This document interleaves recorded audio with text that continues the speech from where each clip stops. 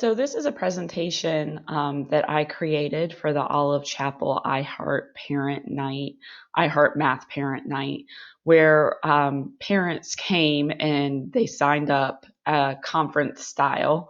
They were able to choose which place or which session they wanted to go to. So I did a session on supporting your child with productive struggle during homework. This is really near and dear to my heart because we have that time a lot at our house.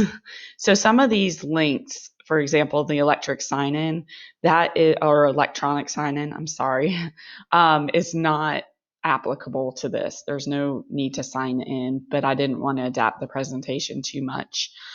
So we're going to start off here with this slide, looking at all these mathematical words, vocabulary. In the training, everybody had a chance to look at these words and it evoked some feelings. And then whoever wanted to share did share what these words meant to them or what feelings it brought upon. Some of these words may give you a lot of anxiety. Some of these words might make you think, hey, I've got this, I know this, I did this. The whole point of this is we want students to be able to look at these words and not feel the anxiety that we have.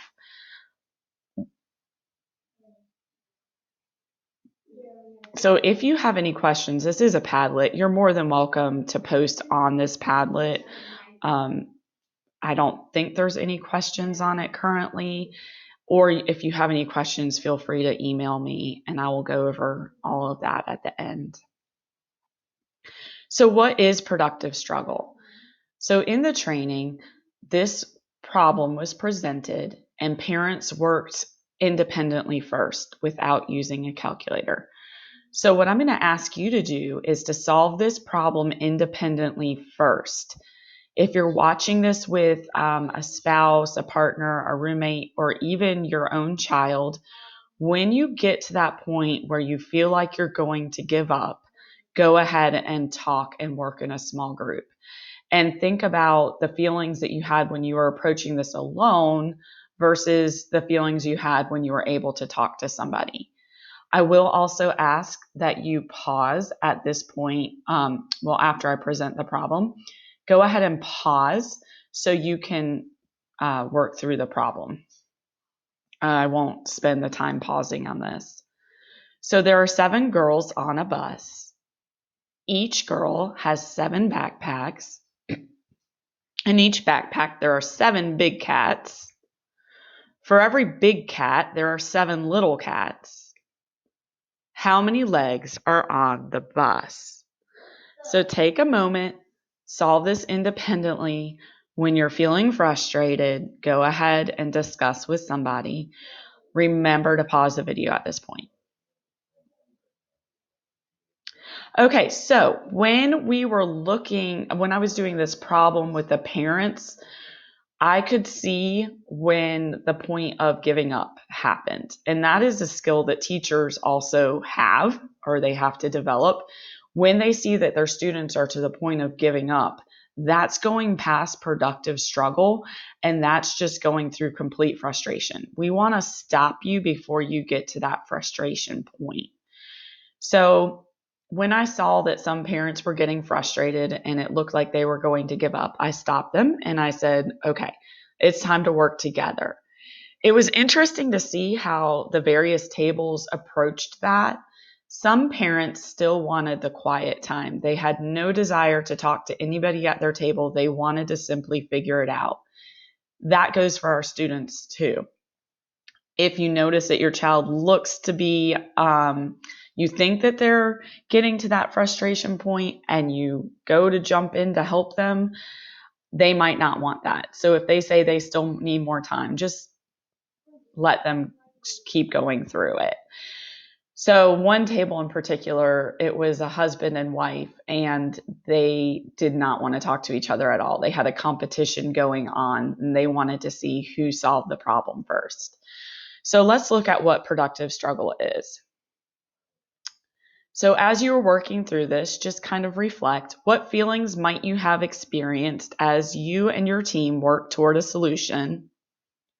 What skills beyond mathematics might have been helpful to you today? And what might be some reasons for providing students with opportunities to engage in productive struggle? Now, I know this works a little bit differently at home, because if you have a child who doesn't have a sibling or anybody to work with on problems, they do not have a chance for that math discourse. But in class, we really want students to have that discourse with one another. But the discourse with you could be very helpful.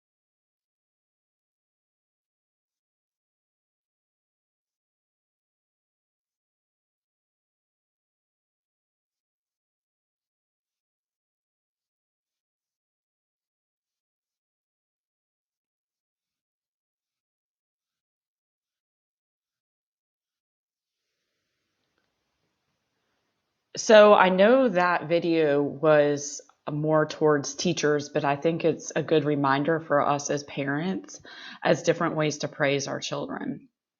So I'm going to go ahead on and we're going to talk about Dreambox for a moment.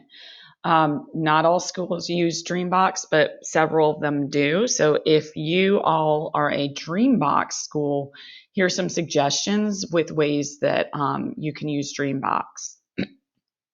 So the recommended weekly usage for, and you can see the chart here, grades K through second, 5 to 10 lessons, which sometimes is 30 to 60 minutes. And remember, this is weekly usage, not daily usage.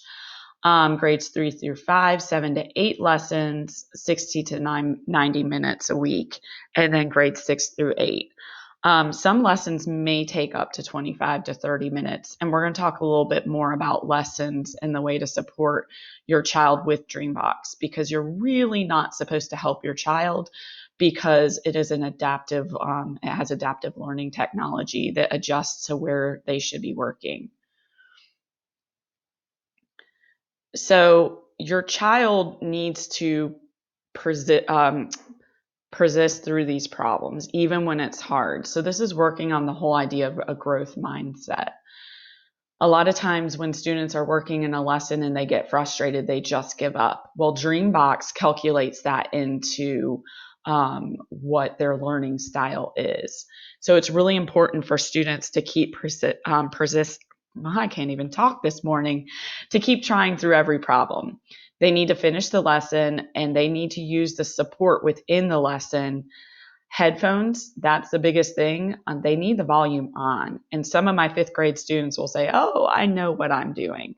And yes, they do know what they're doing, but when they're not using the volume, they're missing really important instructions. So as a teacher, I'm able to play it on my dashboard, and students will say, oh, I didn't hear that. If I would have heard that, then I would have known how to manipulate the online manipulatives. And, I hate to say I told you so, but I did tell you. And also, they need to work independently.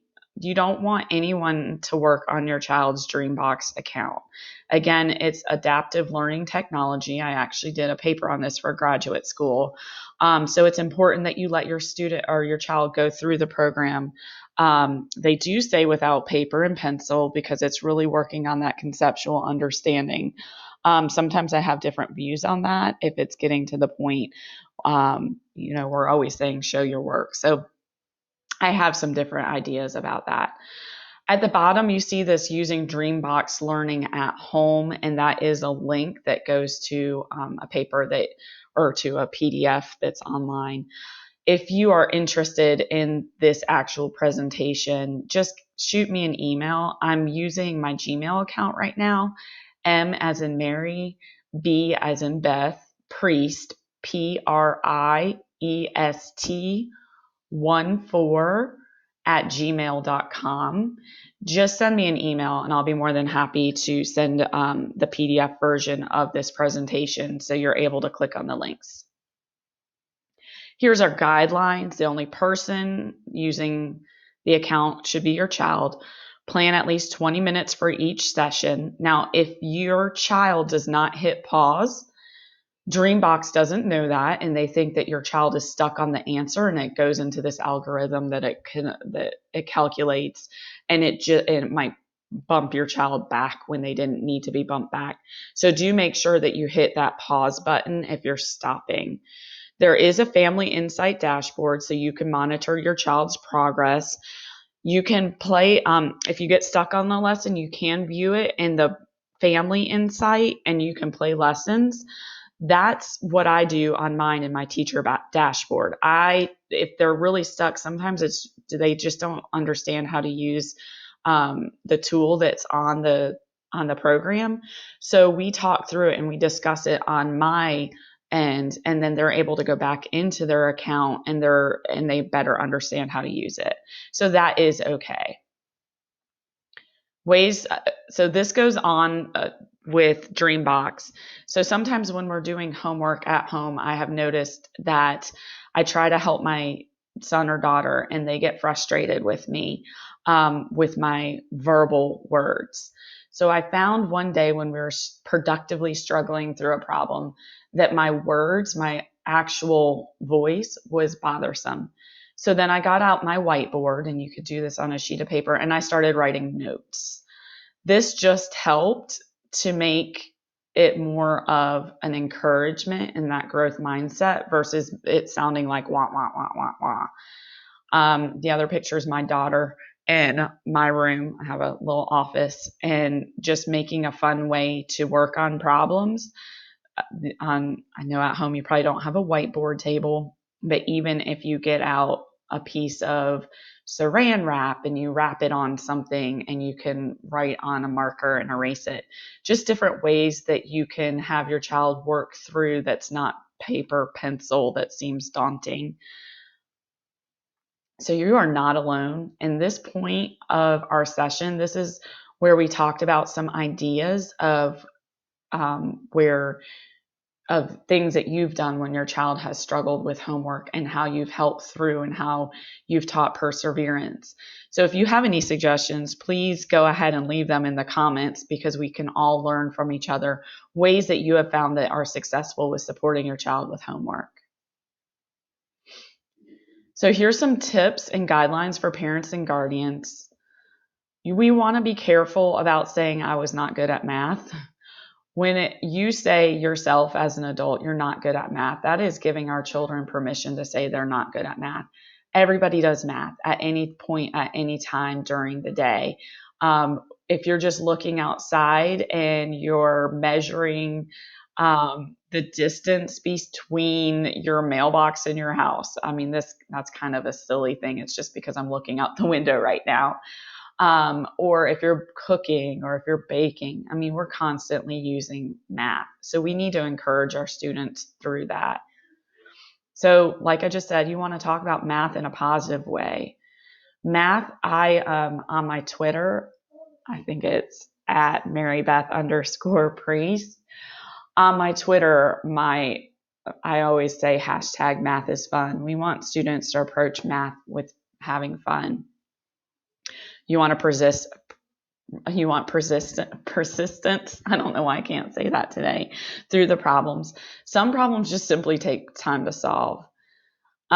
Different approaches. I know that parents are saying, oh, this new way of doing math. It's not really a new way of doing math. It's just we want to give our students different entry points of understanding math. The standard algorithm for me was so tricky because I just couldn't memorize the steps. I was not conceptually understanding what was happening with numbers. So we're giving these different entry points so our students have a deep understanding of what numbers represent and what numbers mean and how they have different values. Encourage your child to talk about math, draw a picture, use material like macaroni, and I'm about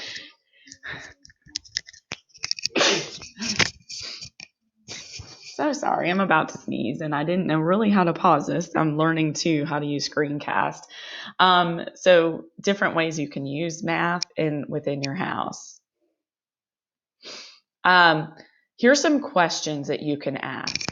Questioning was something that I really focused on years in my teaching through my evaluation. I used to walk around with Bloom's taxonomy questions so I could really learn how to ask students questions. So questioning is the best way to promote productive struggle. Questions like, why did you? What can you do next? Do you see any patterns? Patterns are huge when it comes to math. Does the answer make sense? That's the biggest thing, because we know that when our child solves a problem, they solved it, they did it. Yeah, it's right, I did it. But we want to look at, does the answer make sense and how do you know? Connect math in every way to help your child understand. Here's some more suggestions: shapes of traffic signs, walking distance, telling time. That one is huge. We really need to work on that one in this house. Play family games together. Checkers, Junior Monopoly, Math Bingo, Uno. I know there's now a duo game. Talk with your child's teacher about difficulty he or she might be having. So make sure you are communicating with your child's teacher. If you're doing homework and you're having to scaffold or help your child a lot with their homework, you need to let your teacher know. This is sort of a formative assessment, not meaning that it's graded, but when children are doing homework, that gives your teacher so much information of if they're understanding it when they leave the classroom. These are parent support documents specifically for Wake County Public Schools. So again, these are hyperlinked. So if you want these documents, just send me an email. I do have my Wake County email on this as well, but I'm really trying to focus doing this through my Gmail account right now, because this video is not at all it's not vetted through Wake County, meaning yes, I'm a Wake County public school teacher, but this is not sentiments from direct Wake County public schools. So if you would like the links to these parent support documents, just again, M as in Mary, B as in Beth, Priest, Priest 14 @gmail.com. So thank you so much. I really appreciate you joining me today in this venture of helping our students become better mathematicians.